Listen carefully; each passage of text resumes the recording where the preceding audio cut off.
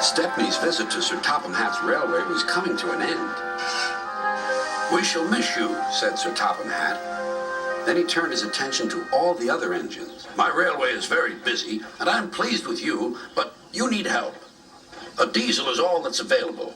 Please do your best to avoid any disturbances."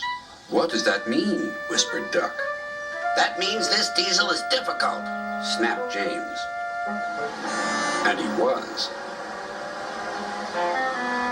The diesel surveyed the shed. "Not bad. I've seen worse. At least you're all clean." The engines glared. "It's not your fault, but Sir Topham Hatt should scrap you and get engines like me. A fill of oil, a touch on the starter, and I'm off. No bother, no waiting. They have to fuss round you for hours before you're ready." The engines were furious. Next morning, they held an indignation meeting round the turntable. "Disgraceful." "Disgusting." "Despicable." "To say such things to us," cried Donald and Douglas. "It's to teach him a lesson we'd be wanting. Now, how do we do it?" Their chance came sooner than expected. The diesel was purring comfortably.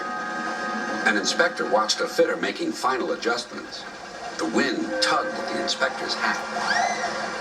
The diesel was ready. "Look at me, Duck and Stepney. Now I'll show you something." He rolled proudly toward his coaches. Then it happened.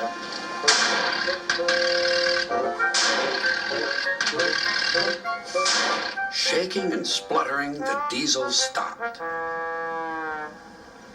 Meanwhile, the inspector was looking for his hat. The diesel seethed with fury as Duck and Stepney pushed him back to the shed. "My hat!" exclaimed the inspector. "You sucked it through your air intake." "Bother your hat. The heavy train's due out. You'll have to take it, Duck. Stepney, will you help, please?" "Thank you, sir," cried Stepney. "I'd like a good long run on my last day." The engines were soon ready. "Gordon will take over from halfway, so get the train to there. Good luck." "Don't worry," smiled Stepney. "We'll get there, and be early, too."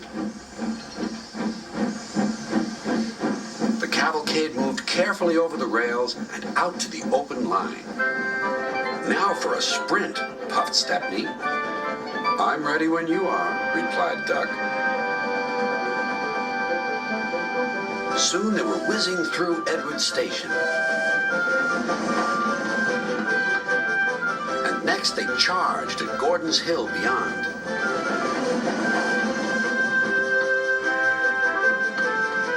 They felt the drag of the heavy coaches here. It was hard work.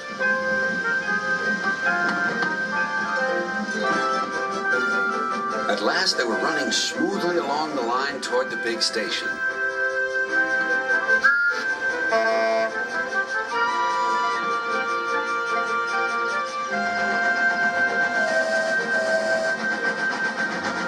"Hello, you're early," said Gordon. "That's one in the headlamp for old Diesel. James says he's sick as boiler sludge and sulking in the shed. Serves him right for saying we're out of date." And Gordon chortled away.